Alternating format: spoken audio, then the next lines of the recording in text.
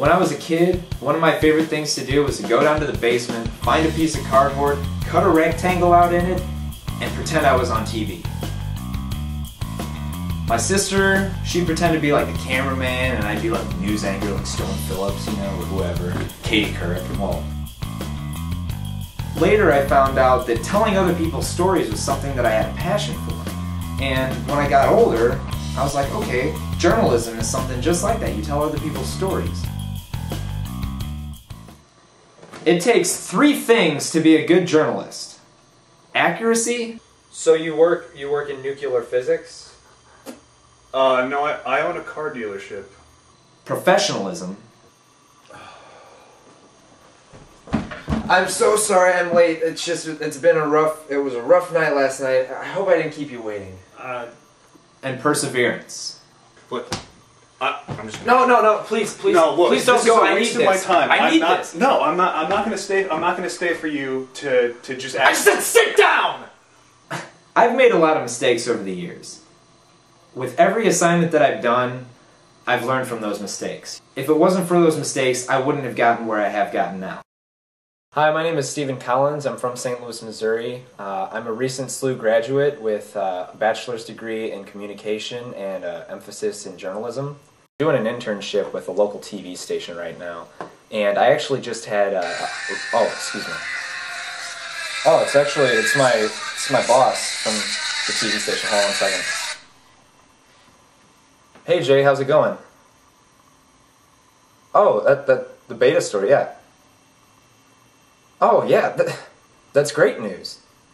No, yeah, I'm in. Yeah, definitely. Great, thank you. Wow, that was my boss. He really liked my last story, so he offered me an assignment. I couldn't be more thrilled.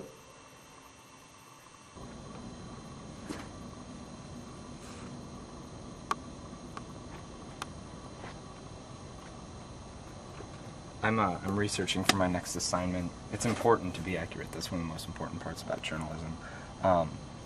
I'm just glad to see that things are looking up. You know, I'm already on a big assignment, and it's been a hard journey the last few years, especially my days in the U News.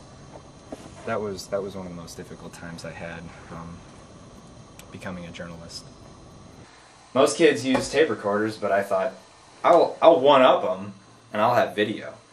But there was this one assignment that I did on environmental issues, things like that, and it really shook the boat. And that's when I was starting to think that maybe I just wasn't cut out to be a journalist. It was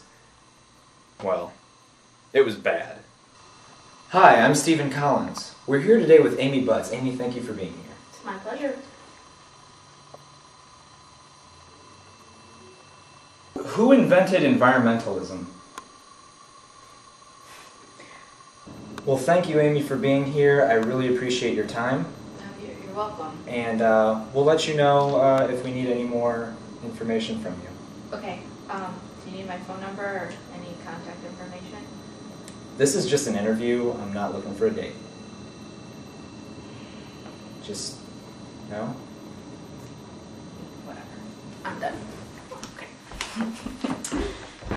After that environmental piece, I was really frustrated and I was just ready to give up on journalism altogether. But a friend of mine suggested that I tried SLU-TV, and I remembered that pretending to be on TV when I was little in my basement was what really sparked my interest in journalism altogether. I interviewed this local actor named Jim Shea, and the interview wasn't perfect, but I started to really get a hang of what kind of questions to ask, you know, what was appropriate for the situation.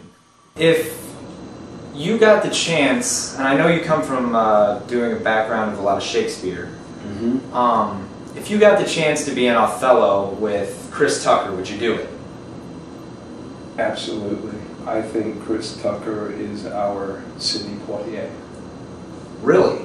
Isn't acting technically like lying? Does that mean that there's a moral issue when it comes to acting? That you're deceiving people night after night? Does that ever? It's not like lying. It is lying. Oh well, Since that interview with Jim, I really feel like I've gotten the hang of conducting interviews. With every assignment I've done, I just got better and better as a journalist. This last assignment I did, I was thrilled with how it turned out, and apparently my boss was happy with it too because he's already given me a new assignment. That last assignment I did was on an underground betta fish fighting ring. Can you believe this actually exists? Just like in the old days when they had cockfighting, now they've got betta fighting. They just throw these bettas into a tank, take bets, and they let them go at each other. It's crazy. For this assignment, I got to interview some really neat people. I feel like these are some of the best interviews I've ever done. I got to meet this guy named Big Al, who used to be a bigwig in the professional fish fighting world. He knew all the ins and outs about betta fish fighting. Bettas. You want to know about bettas? Yes, I do. They ruin your life. I made my fortune through bettas, and lost it all through bettas. I lost my finger through bettas. I know a good doctor, put it back on. I also got to meet this lady who was in charge of a coalition specifically founded to stop this sport. I guess I didn't really know what to expect. At first it was graceful. They swam around one another and sort of circled each other, and then they sort of jabbed at each other's fins and pecked bits of them off, and scales fluttered to the floor of the bowl. It's like a red whirlwind of fins going everywhere. Little Asian men throwing dollars on the table. I haven't slept soundly since the match, especially after the third one. I see them in my dreams, in my daydreams, my night dreams. When I shower, I see them, the scales floating down the drain. I miss the sound of the little aquarium tanks bubbling at night. It helped me go to sleep. Absolutely, it needs to stop.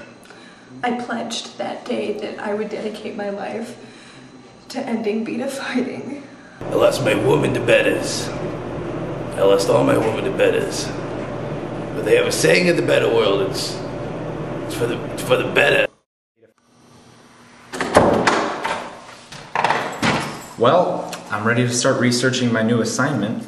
I get to do a news segment covering the regional freestyle facial hair competition. I'm really excited to learn something new. I think this assignment will really help me grow.